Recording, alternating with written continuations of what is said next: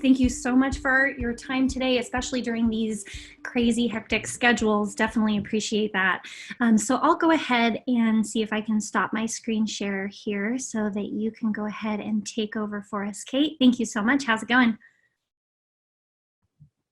Going great. I'm so happy to be here today and talk a little bit about distance learning. I'm faculty at University of Southern California in the physical therapy department.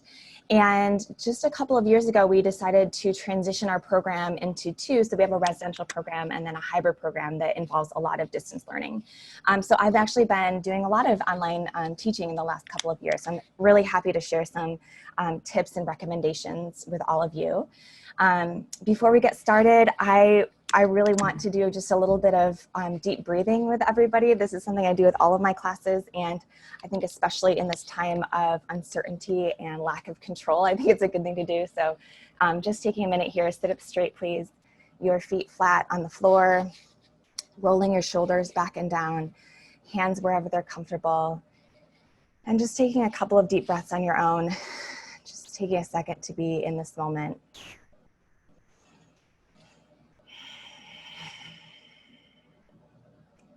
Slowing it down a little bit.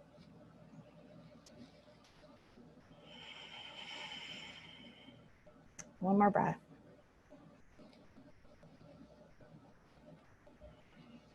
All right, and let's get started. So I wanted to give you some kind of tips that I have for how to make your interactions with your student the best that they can be. So my top tip for you is don't lecture. If you have interaction time with your students, so you have synchronous time in which you can do what we're doing here, sort of a webinar format where I'm able to speak to you, making those as interactive as possible will really benefit your students. When you're in front of a screen, even though we know it's a webinar format or online teaching, there's something in our brains that say like, this is TV. And we just kind of have a short attention span, and students do too. And in sitting down to give an hour lecture doing what could be a discussion section where students are watching you live, I just really don't think benefits them. So if at all possible, try not to lecture. Can you give a digestible lecture ahead of time? Can you record it using, there's a lot of tools now. So Vimeo is a great one that you can use. Camtasia is what I use to record this lecture that you see on the right-hand side of your screen, this patellofemoral. Actually, it was a knee lecture, but I use Camtasia, this really nice software that allows you to do some editing, some embedding of questions and stuff like that. So really cool, different software options. If you can, Zoom actually has an ability to record. You could record your lecture on Zoom. So a lot of sort of cool options for being able to give your lecture ahead of time so that students come to your class prepared, if at all possible. Have a plan. If you are going to be teaching just you with a bunch of students, or if you have multiple faculty members, it's really important to you to have a plan. You should have a lesson plan, right, for your lectures. You probably should have one for your live sessions as well. So designing activities that are related to your course objectives or your unit objectives for that particular unit. If you can make that document, that planning document, collaborative at all, that can be really helpful if you have, again, more faculty members teaching with you. So like having a Google Doc, so that as you're teaching, you could add additional notes like, hey, this didn't work, or let's add this question, that sort of thing. Guide discussion. If you can hear from as many students as possible during this section, of course, you're going to have that student that is always willing to raise their hand and give you some feedback or answer your questions. That's great. But if you can at all say like, hey, let me hear from this person, or does somebody else want to jump in? Just trying to allow other students to add to the discussion as well.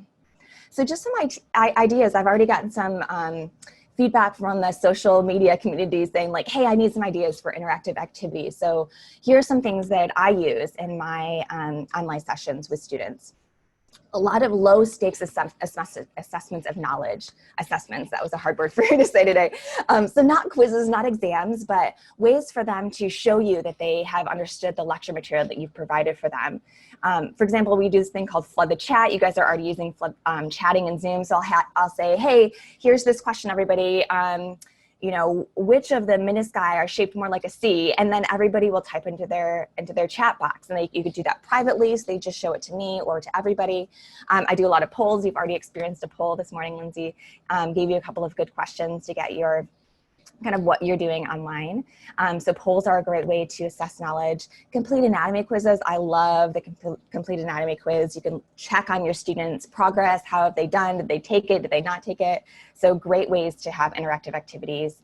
Breakouts into small groups. So in Zoom, there's an ability to have everybody break out. Instead of having a classroom of 12 people, now you have 5, or instead of 96, now you have 12. Sharing your screen, which is what I'm doing here. So you could share a PowerPoint, but you could also share complete anatomy. That's what I do a lot. Sharing my screen, sharing different apps.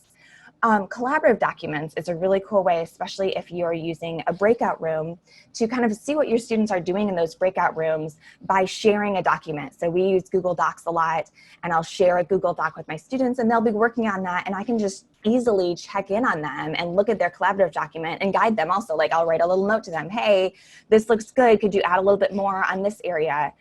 Here's another example of collaborative documents. So here's an image of the tibial plateau, if you're familiar with anatomy. If you're not, that's totally reasonable too. And this is showing ligaments and the menisci of the knee joint. And so I just had this plain image that I pulled from the one of the textbooks that we use, and I put that in a collaborative doc in a Google Draw. And then my students had to label, and you can see that they've worked on labeling, and I can just easily keep track of, are they almost done? How does it look? That sort of thing. Are they on the right track? So a nice sort of interactive activity for my students to do to remind themselves of the lecture material that I've already given. Okay, this is something that seems kind of small. You don't get to see me on camera today, so here it is. I just did this last night, and this is one of those like fun games where you're like, oh, can you identify 10 things that are different between these two images? Probably you can. And I just wanted to sort of give you a visual image for how much very small things can matter. Distracting environments. So you can see my kind of messy closet in the background on the left-hand side and not on the right. The lighting. So just small things that maybe don't seem like they should be a big deal, but when you're online teaching, especially if you're going to do that exclusively for 6 to 8 weeks, like many of us are going to be doing here with the coronavirus, just having these small things will help you feel sort of more confident and comfortable on camera, and also, provide your students with a less distracting environment as you're trying to lecture to them and provide important learning materials. So kind of looking at these, but also thinking about your own lighting, the background that you have, and if you have a distracting background, put a sheet, use a curtain, something like that behind you. So distraction-free environment, if at all possible. Using headphones. These are all ideas just for faculty. I'll go through a few student ideas as well. Using headphones is really helpful because it takes your own volume, and using that microphone kind of gets rid of some of the background noise. It can be helpful to do that. I always restart my computer before I start a session. It just seems to get rid of any sort of problems that I have with connections or cameras or anything like that. So just a quick restart of my computer. If at all possible, do a wired connection. So don't rely on wireless. If you can do an Ethernet cable, sometimes I'll take like a 90-foot cable with me someplace if I'm not sure of the wireless connection there. Check your camera, do all those things before you start class. Have all your documents ready. So your agenda, kind of have these things pulled up in the background so that when you're ready to screen share, you're not feeling like you're scrambling so much. If you have slides from your lecture, maybe you have that pulled up on the side. Any other apps, I always have Complete Anatomy pulled up. Sometimes I'll have a planned Complete Anatomy activity, and sometimes my students will just be like, oh, I don't remember, where was that? What was that attached to? And it's just a quick way for me to pull that up and share that with them. For online students, so I always recommend that my students use their webcam if at all possible. I like to see their faces. I like to feel like I'm interacting with them, so I encourage my students to use their webcam. Muting their audio, so all of you are muted so that you can hear me, but that's a good best practice for your students as well. So muting their audio unless they're going to be talking, and that just reduces things like, the dog barking in the background or the garbage truck or whatever. So encouraging them to have their audio muted, encouraging them to be in a distraction-free environment. So if you can avoid sitting at a Starbucks, and obviously right now restaurants are closing, there's a lot of things going on here, but I'm encouraging them to see if they can find an environment that won't be distracting for themselves or their fellow students. using headphones for them, speaking versus chatting. So we know, we have this chat box, and even right now I see it going off. There's people chatting, and that can be really distracting for me if I'm teaching a class. And so I will encourage my students to raise their hand or just unmute themselves to ask me a question, so that I don't have to kind of monitor what's going on in the chat box as well as what's going on with my students. So just kind of establishing some best practices, and I find that to be helpful from the very beginning. Using hand gestures for communications. So I do a lot of like, hey, give me a thumbs up, thumbs down. Like, how was that lesson? Was that helpful? How are you guys doing? Raise your hand by showing me your hand. Like, just doing those simple things on video can be really a helpful way to be interactive with all your students, get them all to easily participate in something in kind of a low stakes way. So again, just establishing these best practices from the very beginning, I think, can be really helpful. I teach another online class that I didn't establish these right away, and I have one student who will be, driving in the car sometimes early on in my class, driving in the car while we were in session. And I just found it to be, one, very distracting, and two, he wasn't able to answer polls or interact as much. And so just kind of establishing that from the beginning is an easy way to get your students all on board with kind of what the expectations are for online practice. Okay, this is my last slide. I want to be able to spend some time answering your questions, but I just want to give you some sort of a quick example of how I plan a sort of interactive activity during a synchronous session. So synchronous being this sort of live session that we're doing right now, kind of that webinar format. So this is an example of the tarsal tunnel at the ankle, and during lecture, I would have, provided a video lecture in which I describe the muscles going around the ankle joint, how they're wrapping around the medial malleolus, the order of the tendons, and then the neurovascular structures. So that would all be in my lecture video content. And then during my synchronous session, my live session with students, I would first start out with asking them a poll question. So here, sort of assessing, where are they? Do they remember this content? And I immediately get feedback, right? Did everybody get it? Were there some questions? I can immediately ask, see what questions they had. And then following that, I might send them into a breakout room and have them draw this. So here's my example schematic that I drew, medial malleolus, and then these tendons wrapping around. What are the order of them? Reminding them of the sustentaculum tali that flexor hallucis longus is wrapping around. And so that's another activity. I'm sending them to breakout rooms. They're using a collaborative document. They're interacting with their fellow students to create this, drawing together. I bring them back to a large group again, and then I pull up Complete Anatomy, and I remind them how these tendons are wrapping around the medial malleolus in one order, but are different as you move up into the shank, and what, how those tendons sort of flip-flop as you go down to the foot. So this is just kind of an example of how I'm using this technology. I'm using a poll, I'm using collaborative documents, breakout rooms, I'm using Complete Anatomy to supplement what I'm not able to do in a cadaver lab environment, but using these sort of technology pieces in a way that I think benefits my students. Okay, so that was it. I wanted to allow us to have some time. We have about 14 minutes to answer your questions and see what other things, having some experience, what can I help you to better understand about using Complete Anatomy or online teaching. So I'm going to let Lindsay kind of direct me for what I can answer. Yes, absolutely. Thank you so much, Kate. I think that was very helpful. We do have a couple of questions from the chat and from the Q&A, so feel free, either are fine.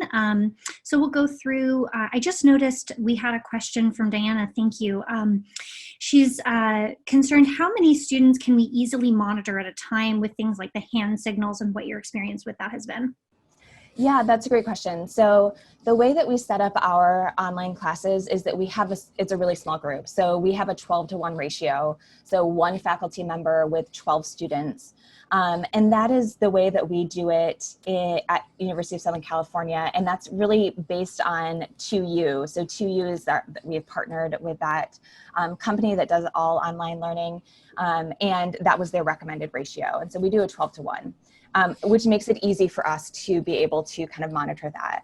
I've been in classes where I've had more, up to 20, and felt comfortable, during office hours or something like that. But too many more than that it is tricky to to do that. So if at all possible, sort of separating. I have a class that's 96 students. We're chopping them down into sections of 12 in order to sort of feel like we have the best interaction with them. Perfect. We have a couple of other questions as well. I noticed Sarah and Bob in the chat as well. Do you normally create your polls ahead of time in Zoom? And also in terms of the pre-preparing for your lectures, we were wondering, the schematic drawing that you did there, was that live or was that ahead of time? How do you normally prepare and get those things sorted? Yeah, great. I love to prepare ahead of time. There's enough to do sort of on the fly in your session that if you can do anything ahead of time, I would recommend doing that. I definitely set up my Zoom polls ahead of time. So I would definitely recommend doing that. For the drawings, it depends on my learning objective. So sometimes I will do it on the fly if I want us to be reviewing it together.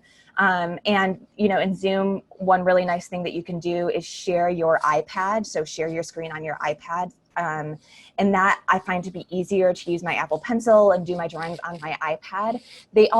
Zoom also has a whiteboard, which I find to be easier to do sort of text-based things. So I'll like create a table in a whiteboard versus if I'm going to do a drawing, I would do that on my iPad. And I do both things. Sometimes I do a drawing ahead of time and I pull that up. And sometimes, depending on the learning objective, again, I might have all of my students contribute to a drawing. And in that case, I would do it on a whiteboard and have them all contribute.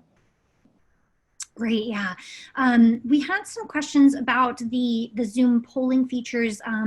These, as well as some of the features like the chat, these are all included, of course, with Zoom. And to use them, you can either do that before you set up your lectures or when you were in the lecture. So it's really just a choice for you using the Zoom polling options. I know Zoom does have some really great support information as well, which has been really helpful for our team as well when setting up webinars like this. So hopefully that's helpful for you as well. I noticed from Christina, can you review how to create a quiz or a test in Complete Anatomy? And we had some questions, a couple questions on how to create those polls. And that really is just for the meeting host. So as you all are not hosts today, you're not seeing that polling option show up. However, if you were to create your own Zoom account and use Zoom platform, you would see the Zoom polling option at the bottom of your screen, or as an option when you set up your calls, so or your webinars or meetings, however you are running those. So that's just all a feature of Zoom. Hopefully that helps answer your question there. I know the Zoom support additionally is going to be very helpful for you. Anything else or any other advice that you would have on that, Kate? Yeah, no, I agree. I think Zoom has some great websites, videos to get you started using Zoom if you're not comfortable or don't know anything about it. There's actually a lot of sort of online teaching using Zoom stuff coming out right now from individual schools that would be applicable to everybody. So you can even sort of search the web for that sort of thing. Yeah, and we did have another question about if the polling results, if you are able to share those or if other people can see them. So today we didn't share the answer with you today. This is coming from Lisa. Thank you for your question. That's a really good one. But you do have the option to share the results of your poll and review question and answers live like that. It wasn't really appropriate for our call today, but that definitely is an option built into Zoom with the Zoom feature. You can also, so yeah, you can share them immediately. And another thing you can do, which is cool in Zoom, is to export that data. So if you want to use that as a way to keep track of how students are doing, to make it not anonymous, you can extract that data from Zoom also. Perfect.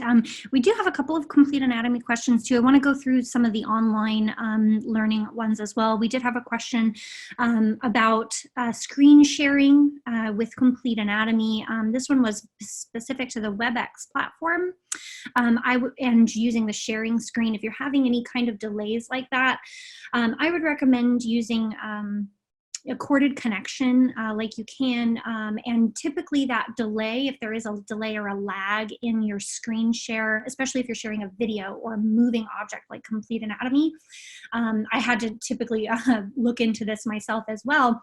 That can typically be caused by an internet speed issue. So I would recommend, as Kate said, earlier, using a wired connection Ethernet cable if you can at all possible, and reduce as much Wi-Fi. Even if you have amazing internet, sometimes using just a wireless connection can make that a little bit more unstable or a little bit more laggy. So that would just increase your speed and your result there. So I hope that helps as well. Yeah, we covered using making polls. Hopefully that helps answer your questions there as well. Complete anatomy laboratory testing, that's another great one. Okay, we're getting a lot of really great questions. So I wanted to cover some quizzes and testing information on Complete Anatomy really quickly. You'll see that I have some screen shares open for you now, and you can hopefully see my little pointer here on the screen. So for getting started with quizzes in Complete Anatomy, I'm going to drop in and follow up with you with some training materials as well. But you can feel free to explore this under the content section here in Complete Anatomy. The content is basically going to open up the library for you. You'll see courses, content, models, quizzes, and everything will be included in the content section. And to get a really good sense of what we're looking at in the library, I would always recommend just to make sure you're using your filter. So this allows you to really show what it is that you're looking at here and how to get a sense of what type of resource you're looking at and additional information. So we'll go straight to quizzes or to questions. I would recommend if you're building your own quiz, you can use the questions feature to get started. Once you have some questions, those can of course be placed into your quiz, and you can start by just creating a question using the plus icon. You'll also see some questions here that you can use to build your own quizzes as well and edit those, but we'll follow up with some more detailed information and tutorials on how to create really engaging quizzes and questions in Complete Anatomy after our call today as well. So please be on the lookout from an email from us on using quizzes and questions with students directly. So that's going to be a little bit more of an in-depth, and you'll see a lot of that on our webinars page, and we have some really nice in-depth tutorials on that as well. So we're just going through some of these discussion. We have another one here. How to use the discussion board for students' reflections of highlighting their learning or their concerns. I'm not sure, does that kind of make sense? Or is there anything that we can clarify? That this question was from Bertha?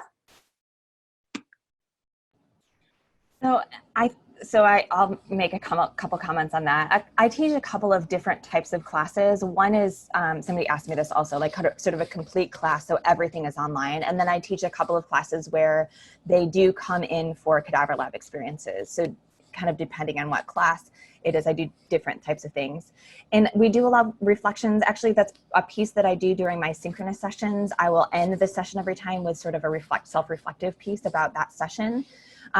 We also have discussion boards on Blackboard, so that's the learning management system I use for one of my courses is Blackboard.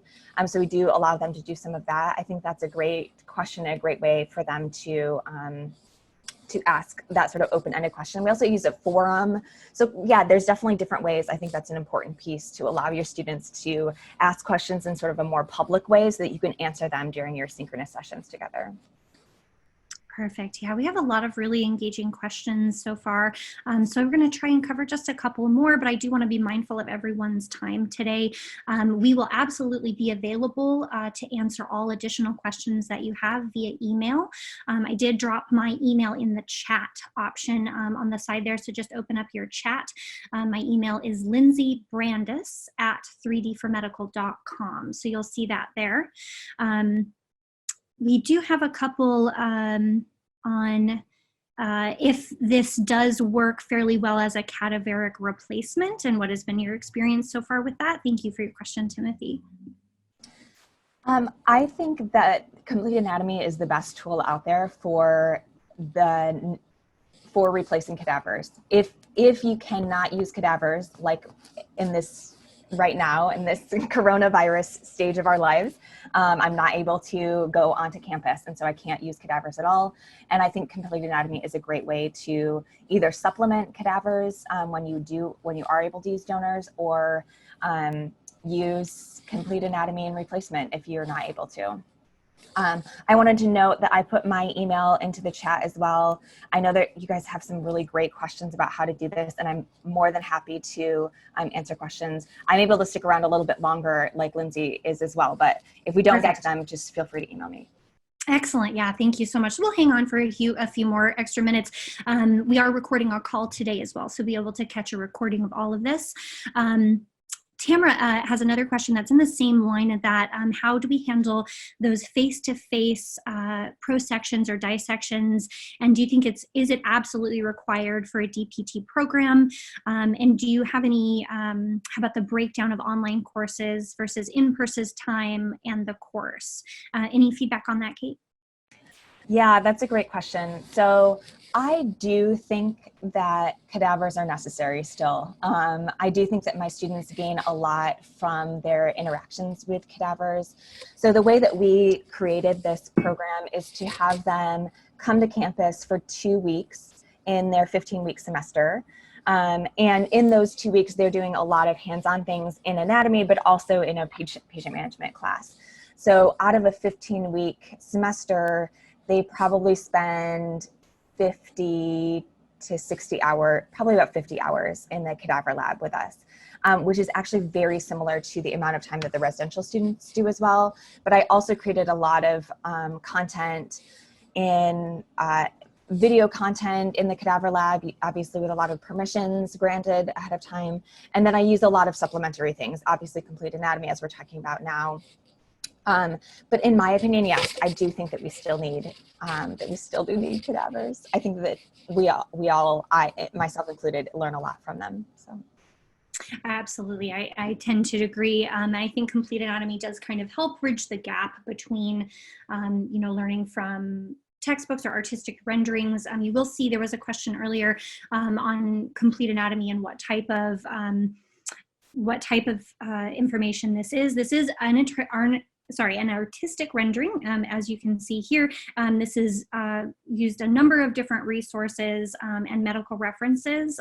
We work with a team that collaborates together to create these from scratch, and they're modeled in 3D here. So you can see this is the most accurate 3D rendering, of course, very detailed anatomical model that you'll see, but it's from a number of different sources, so not any patient-specific information, and it doesn't use one reference material. As a brief pause, I want to take a moment to orient you here. You'll always see the option to orient to your home screen if you ever get lost. This is exactly what it looks like when you open the platform. If you're new, you can go straight to the models section to get started with your anatomy model and use your systems. In the very bottom right-hand corner of your screen, you're going to see a tips option. So if you get lost and you need help immediately or right away in the app, you can scroll through tips. So these are going to be short, bite-sized tutorials on how to create a quiz, how to take a quiz. And you can also see each one of these options does turn this into a help interface. So now you can watch a tutorial about the library or the search function. How do we use that? So that's a good place to start if you do need some additional information. Let's see. So do you have any tips on converting a class from specifically like a straight in-person class to an all online course? Or if you have any suggestions or tips for specifically exercise science students? Yeah, so I think that in a lot of ways, you want to replicate what you're doing, right? You want to take the elements that work in your course and do them online. So not creating a whole new thing, but how do you take what you're already doing that works well and make that online? So doing your lecturing online, that's an easy way to do it, right? So using your PowerPoint decks that you already have and recording your video, using your own computer if necessary, or using any technology that's available through your institution. So use that, right? Create lectures, and then design some of this synchronous live session material so that your students are interacting with what you've done in your lectures, creating interactive environments, and yes, there are great images in Complete Anatomy that you're able to use, and Complete Anatomy also allows you to save your screens and to embed images. So you can take images from other resources of cadavers and put that cadaveric image right next to the sort of ideal image that they have, and talk about what that looks like. So even if you're not able to be live in a cadaver environment, using some other resources to sort of supplement that and make that, you know, feel like an immersive experience, even when you can't actually be in the lab. So yeah, I would say, as much as possible, do some replication. Like, use the lectures you have and record them, and then give them to your students ahead of time. So maybe you do that week by week, and then designing sort of more interactive things when you're together. Oh, awesome. Thank you. We do have another question from Andrea. This is a good one. Have you ever tried to proctor a practical or hands-on examination online?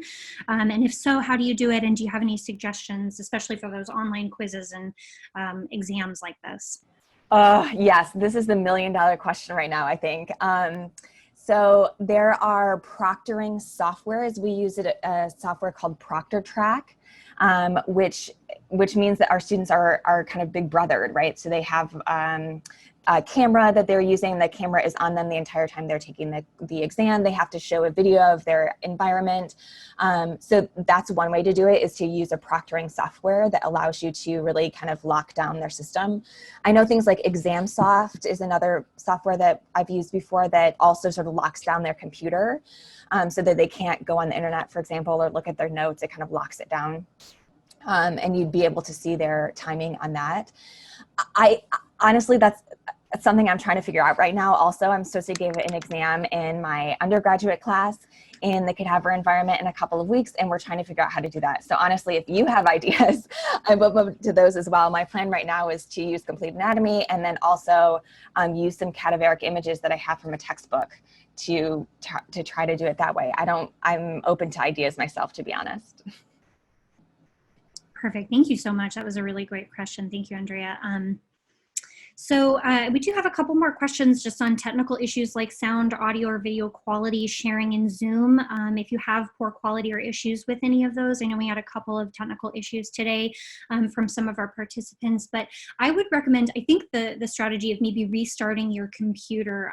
I know I'm definitely guilty of not restarting my computer enough, and when I do, it tends to really help with any of those small technical issues. Outside of that, you can also use the call-in numbers. There's also a call-in number that you can use, a telephone to call in for audio, if that's helpful. Outside of that, I think maybe the Zoom support might be the best option for you. I know I've had very good luck with Zoom support. I know that's what we use here. So that's really what I can speak to the best. However, all of the screen sharing and web conference platforms will have a support option and help resources online for you. So sometimes they might look a little bit different. Kate, did you have anything to add to that as well? I know you covered that earlier as well.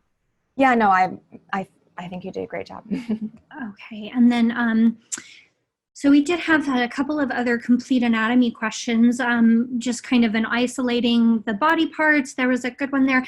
We did also have one in the chat from Kim on subtract elements, kind of to use this from an exploratory approach. So this is going to be really on kind of using complete anatomy because that's kind of a multi-step question. Overall, I'm going to cover it really briefly. You can add systems here to the body like this that you see here. So we can add these in layers. And you can do that just by selecting the muscular system or any system. So then when we select a structure, this is all going to be dynamic, so I encourage you just to kind of play around and use this. You can select any structure and see some options on the left-hand side. The first thing that you'll see is the structure is identified, and you'll have some view options. There's going to be your isolate. So that's a great way to see this in isolation and get some additional information. We can look at this in 3D and then go back. You can also choose your view options to hide. I like to do this for an exploratory approach. So if we wanted to remove layers or muscles, we can do this by actually just hiding those individual structures. So I'm going to go ahead and select part of his trapezius, and we'll go ahead and hide or even fade those structures. So this is a great way to start.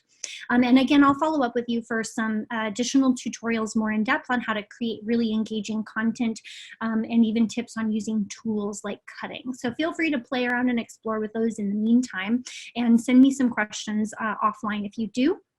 And then always utilize your tips here if you do have some questions. That might be a great place if I can't get back to you right away. So hopefully that helps just with some navigation there. Interactive dissection, that'll be a great one that we kind of started to address here today, but you'll see in your email some really good interactive dissection tutorials. Those are also covered a little bit on our webinars. I've got some great educator resources you'll find in your email. If you don't for some reason get that email, just reach out to me. I know earlier my email was in the chat as well. So I think we covered just some basic navigation. Drawing in Complete Anatomy, we'll be using the tools. You have some options using the pen tool. So if we open that up, we can see our pen option. Just as a quick note about all tools, when you're using any tool, you'll see the green bar at the top here, which kind of gives you a prompt. Draw on the model for the 3D pen. You have two options for pens in Complete Anatomy. However, you can have a two-dimensional pen or a three-dimensional pen. And you can toggle between these at any time. So all of our tools will have some options like this. And you also see some options and settings here at the bottom. So we can change our color and our opacity. So we can change, black is over here as well. So it's hard to see if you're on the negative space here, but we can change that. We can change our opacity, and we can choose to write in 2 or 3D. 3D is going to write directly on the model. So you can use this to notate on structures. Just keep in mind that you are writing on a 3-dimensional surface. So I would recommend zooming in. So you can use this to make some annotations and get pretty creative with the pen tools. Feel free to explore those in Complete Anatomy as well. I think we covered that. Students need account with, that's a really great question, Stephen. Do students need an account with Complete Anatomy in order to view the distance learning? So in a nutshell, yes. Anyone can download Complete Anatomy for free from the App Store. It's compatible on many student devices. So I think you'll find this pretty compatible across Macs, Windows computers, Surface tablets, Android tablets and phones, as well as iPhones and iPads. You will need Android 7 or later and an iPhone 6S or later to run Complete Anatomy. As you've seen, the model is very detailed, and it does take a little bit of, some of your older devices may not be able to process that. So after they've downloaded the free version, they can create a free account, and anyone can try the full version for free for 3 days. After the 3 days is over, no one is automatically billed. Your account then is taken to the free version, which is just a lockdown version. All you can access is the connective tissue and the skeletal system. So it's very limited, and students will need a license in order to view the full features of the human body, as well as additional content and resources like quizzes or courses in the library. So you can find all of that information on our website. There's also an in-app feature here for the store, which you can choose to purchase licenses or compare what the different plans are. I would recommend that students use the Student Plus license because it gives them the most options to communicate directly with their educators in the app. They can view custom courses, create groups, and you can interact together. As well as the educator license, I would recommend for all of you teaching, as you can create custom content here. So this basically means that you can use a tool called Curriculum Manager, which you'll see here from the home screen. We won't go ahead and go into this in detail today, but we have some good resources for you. This is basically using Complete Anatomy to combine and organize your resources that you've made in content, like we showed a quiz earlier. And you'll combine those into lectures and in a course, so it makes a really engaging, interactive lecture and course that students can progress through. It's course optional. You don't have to use any of those if you don't want to, but it gives you the option to monitor your lecture engagement and your quiz progress for your students, and even download results from those from CSVs. So those are some really good questions. I know we're going to get a lot about how to do that using Curriculum Manager, and I'm going to go ahead and follow up with you with some really good tutorials and walkthroughs on how to get started. I think will help answer those questions for you. So I've got another about 4 or 5 minutes that I can stay on. How does time look for you so far, Kate? Yep, me too. Perfect. Thank you so much for your time today. Really appreciate that. We've got a lot of really good questions, so I do appreciate everyone for chiming in. I know we answered the distance learning. If you do scroll up, you'll see our emails in the chat as well. So this is another really great complete anatomy question. Thank you, Jennifer. Once you've created content like a quiz or a screen or a recording, how do your students actually see it in the app?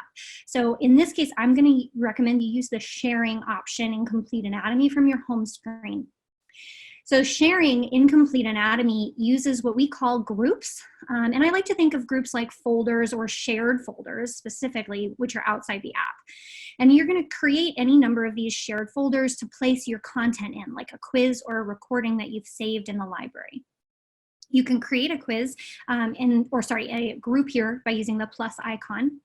You'll see that I have some test groups that I use, like my study group. Students can use this to create their own 5-person study groups.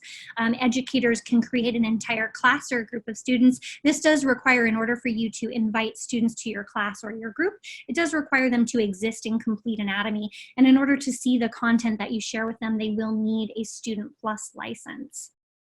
So once you've created your group, you can see just from the edit profile, you can name and even add a logo maybe that might help students identify. And you can also just invite any member of Complete Anatomy using the email address that they use here in the app. So I've invited my colleague here, but we could go ahead and make them either an administrator or just a regular attendant. A regular user of the group here will just be able to view content that you share with them or take a quiz. And an admin here, I would suggest, would be like a TA or a collaborator of the group, because now Niall is able to actually add content or edit content in the group that I have made. So once you've established your group, invite your members. They just need to exist in Complete Anatomy and have that license. And then in order for people to see the content, they will need to open the content section. So this takes us where we were before, to the content section. And again, filter is going to be your best friend for looking at anything here, because there's quite a lot of resources in Complete Anatomy. So feel free to just open up that filter option and recommend that your students go to a specific group.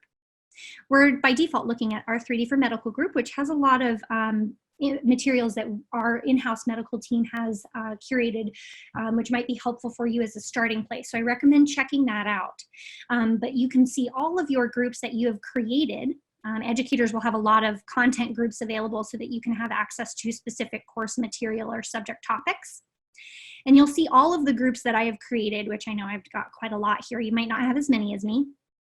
But I can see here all of my groups, and I can actually select now to see materials from my class and view content.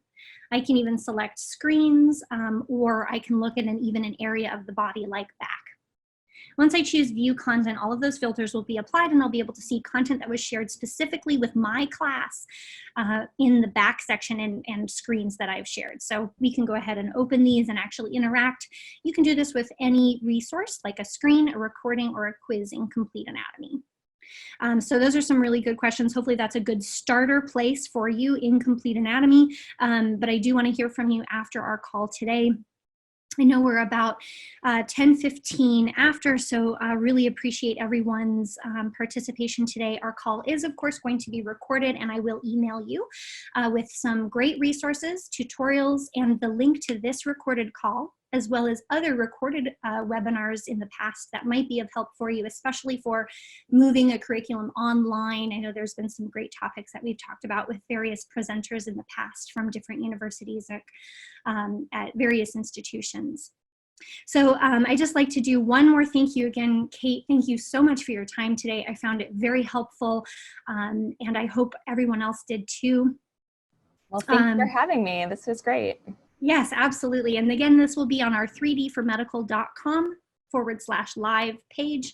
Look out for your email from me.